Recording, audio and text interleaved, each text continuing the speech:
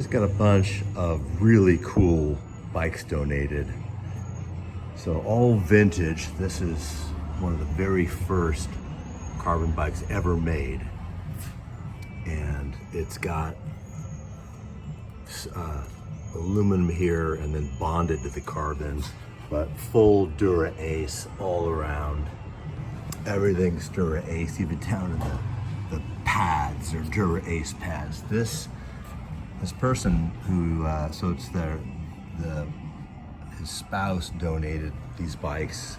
So he passed away, but damn, this guy knew what he liked. Again, like a bunch of Dura Ace everywhere. What year do you think this Serotta is? 80s, probably. Early, right? Got to be with the lug tubing. Yeah, but he's got a fillet brazed bottom bracket. Kind of Ben Serotta. He just died recently. Was this a custom frame then? Yeah, I'm not sure. Or Dura Ace on the derailleur. I remember when he came out with his Colorado line, it may have been kind of like Mike DeSalvo has his sort of stock frames where he makes, they're not necessarily custom, they're sort of semi-custom. Gotcha. But I don't know enough about Serotta to, but back in the day, man, if you had a Serotta, it was like, whoa. Nice. Yeah, this is a cool looking bike. This guy knew what he liked. Again, like a bunch of Dura Ace everywhere. What year do you think this Serotta is? 80s, probably. Early, right? Got to be with the lug tubing. Yeah, but he's got a fillet brazed bottom bracket. Kind of Ben Serotta. He just died recently. Was this a custom frame then? Yeah, I'm not sure. Or Dura Ace on the derailleur. I remember when he came out with his Colorado line, it may have been kind of like Mike DeSalvo has his sort of stock frames where he makes, they're not necessarily custom, they're sort of semi-custom. Gotcha. But I don't know enough about Serotta to, but back in the day, man, if you had a Serotta, it was like, whoa. Nice. Yeah, this is a cool looking bike. This bike is just so beautiful. So I just finished putting this tire on here. Super skinny, right? 700 by 20. And have done nothing to this bike, right? Just change the tire, put it back on. But just look at how tight these tolerances are here. Just so nice. Just been sitting in the garage, right? So look at that. Just dust, nothing else. Mug's over there working for making hooks for those big storage boxes we got. So look at this, just goes around and around and around, and it shifts so clean. So from this bike, I'm gonna put matching tires on here. So this tire itself isn't bad. Again, one of these super skinny ones. Full Dura Ace. And I'm gonna just talk about changing the tires on this thing, because these skinny tires, they're tough to get off, but they're even more difficult to get on. Tire levers matter. So this guy, not great, some kind of off-brand thing. I like it just because it has this little thing to catch spokes on it. These though are really nice. These are the the Park Tool, they're metal and then encased in like a hard plastic or resin, so they don't damage your rim. You can really lean on them though, and you can see they've got some scuffing. They've been worked. But I'm gonna go ahead and use these to get this tire off here. So with these real skinny tires, you gotta make sure that the air is completely out. This has been sitting for a long time. So even so, I think there might be some residual air, but don't you hear that?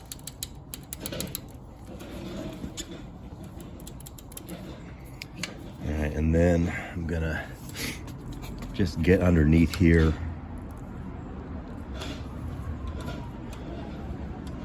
I'm probably gonna have to do 2 of them to get this off. So that's why they come in pairs. Sometimes they come in triples.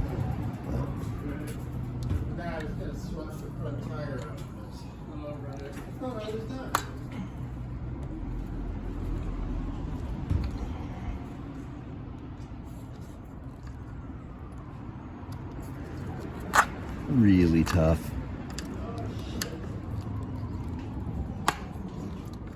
Just using this little spoon shape here, right, to get up underneath. It's very common that it takes more than one try. I think though, I just got it. So now if you look, this is happening, right? At this point, probably the fight's over. Let's see if that's right.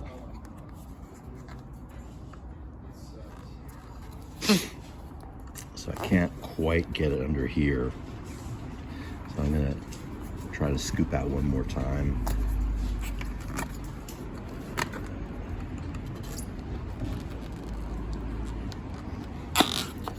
Yeah, so now I feel like I really got it. At this point I can just run it along, and sometimes you got to be careful about damaging, but at this point it's pretty loose.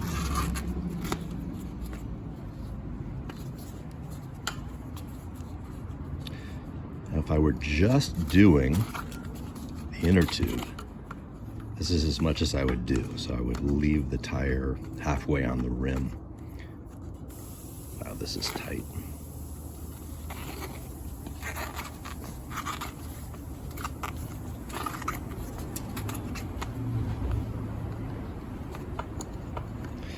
But I'm not doing that, right?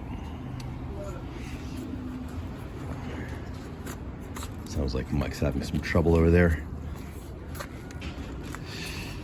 All right, so this one's gonna come all the way off, but usually that second bead is a lot easier than the first one. And I can almost get this off. Yeah, there we go. This is one of these fancy inner tubes. Latex, super light. So I'm actually not gonna reuse this just because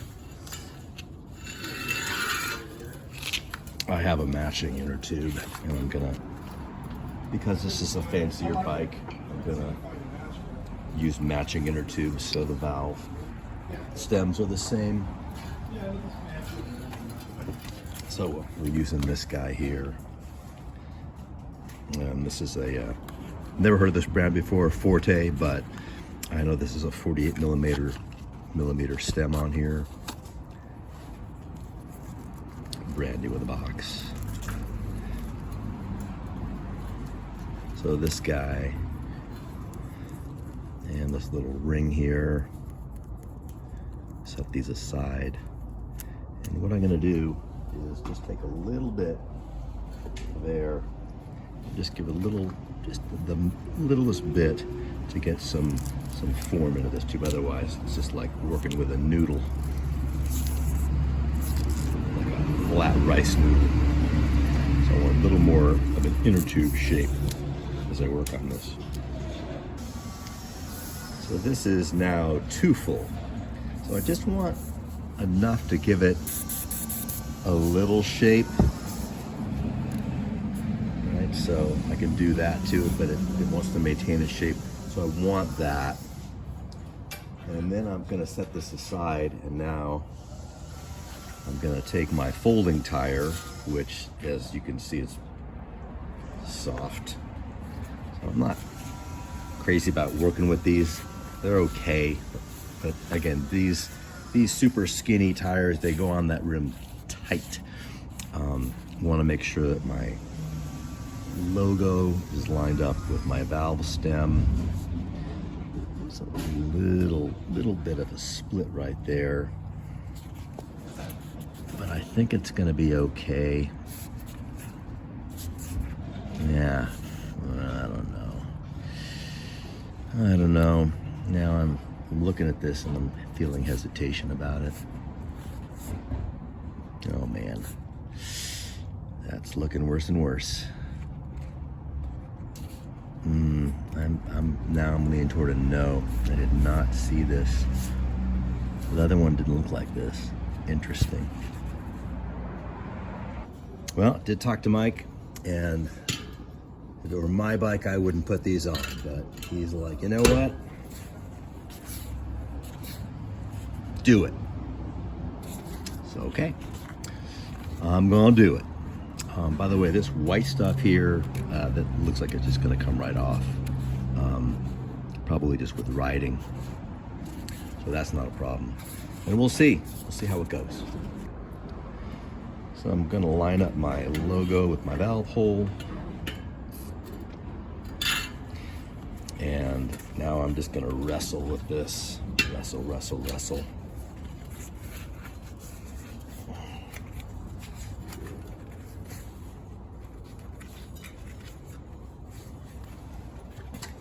Watch me wrestle over here.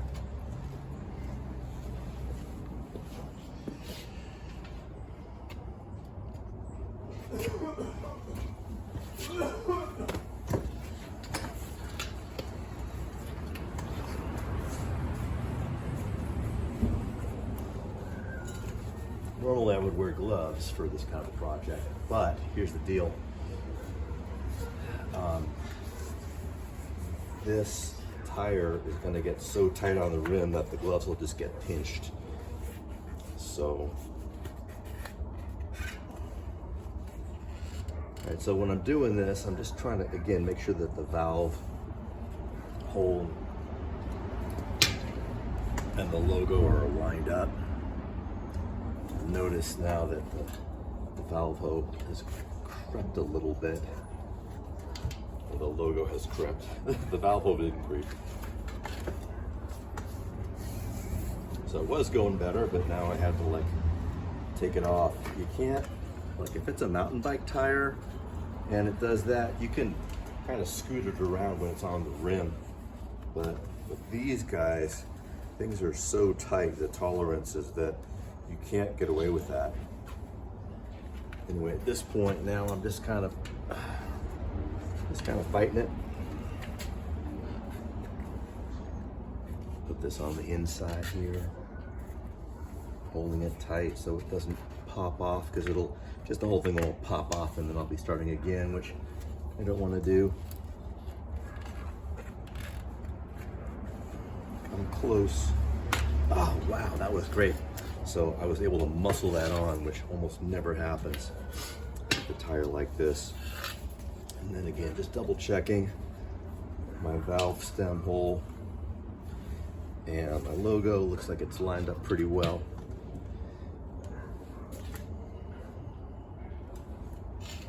This, by the way, is going to be my non-drive side. This is the drive side. So on the back, I have this logo lined up as well with the same. So same side. So on this side, notice that there is no logo printed on this tire. So the logo is only on one side of the tire. There it is. So because of that, I'm keeping the logo on the same side. At this point now, I'm just going to feed this in.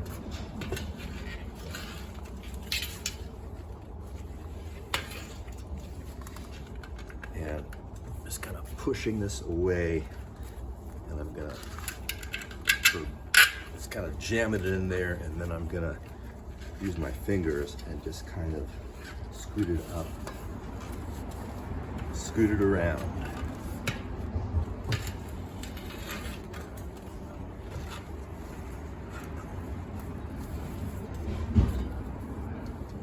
And as I do this, and at this point I'm not even trying to seat it yet, I'm just trying to just kind of squish this up in here. And notice how as I do it, it wants to pop out. So this is just one of those things where you just gotta keep wrestling it and be patient. It's going to go, but you're not gonna like it. This is not gonna be easy. But if you keep doing it, definitely a two-hand job.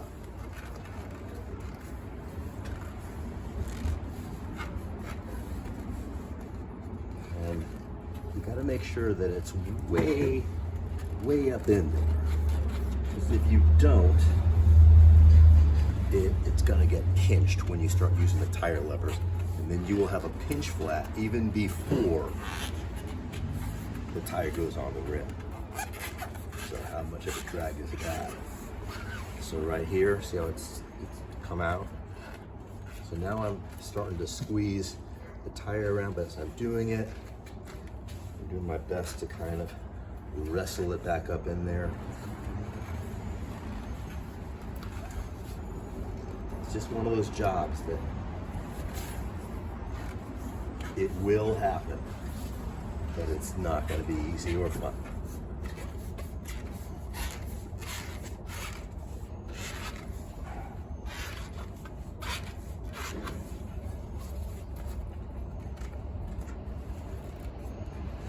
Squeeze that up in there.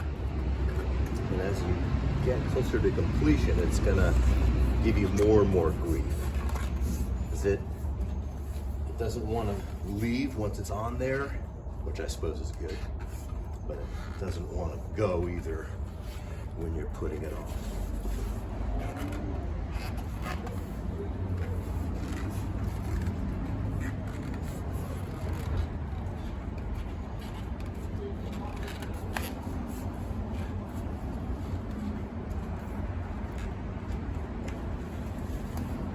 As much as possible, I am going to end up having to use tire levers to get this last bit on, but you can see it's getting close, right? It's getting close.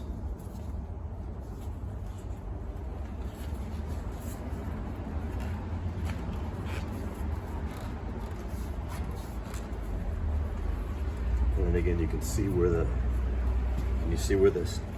inner tube is. So again, I want to make sure that as much as possible, I'm squeezing that up and underneath, under the rim. If I don't do that, then I'm in danger of giving myself that pinch flat. Again, as much as possible, how far can I go before I just can't? I just don't have the grip strength. And again, mountain bike tire, often I can just do that without tire levers, but not so here.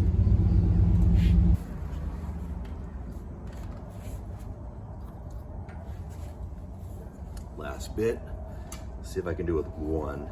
Again, so there's this little lip here.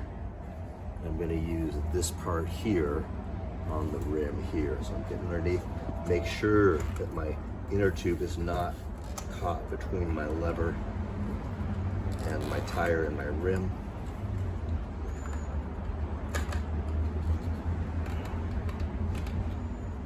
Oh, it's close. It's close. So close.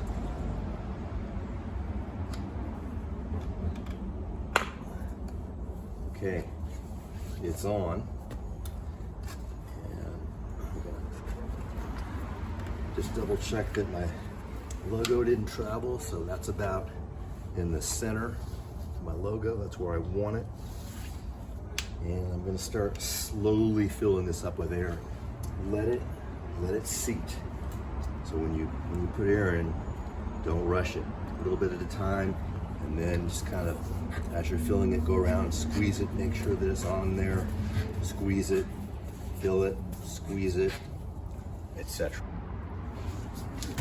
It's full, so I'm just gonna show you the little parts I was concerned about. So can you see that cracking right there?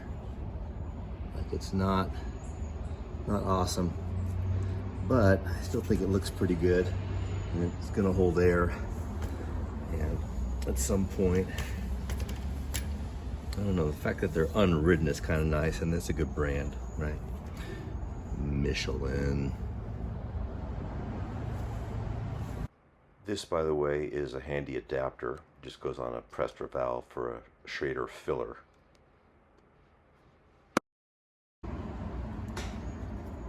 And this little ring here just stabilizes it.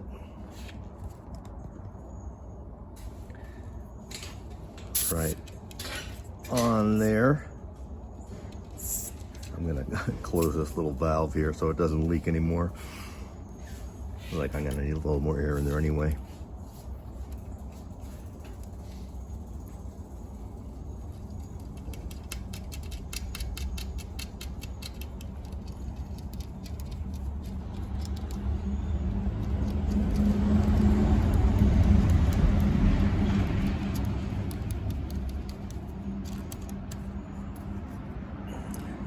Keeps it from moving around. Also keeps this up and down parallel with the spokes. And then the valve cap.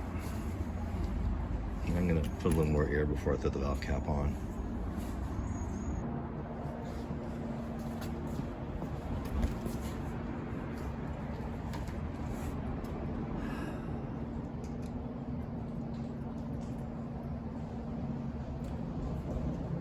Quick release goes on the non-dry side of the bike.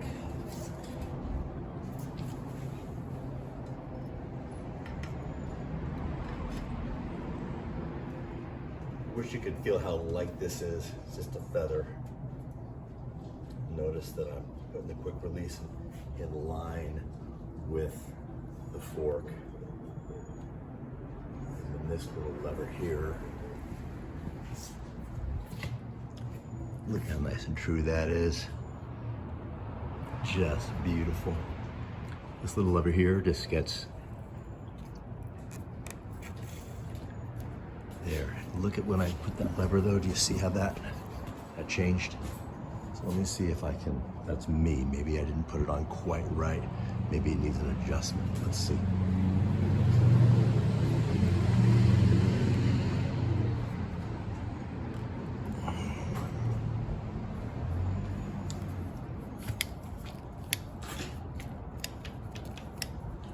Yeah, so there it is. That looks really nice. So clean. Yeah, such a pretty bike.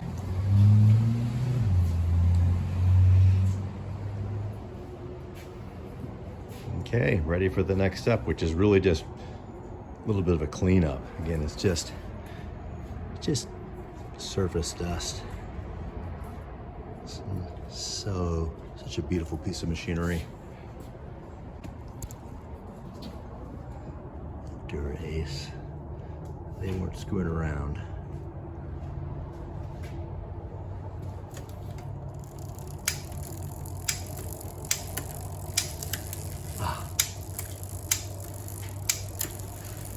Gotta like that.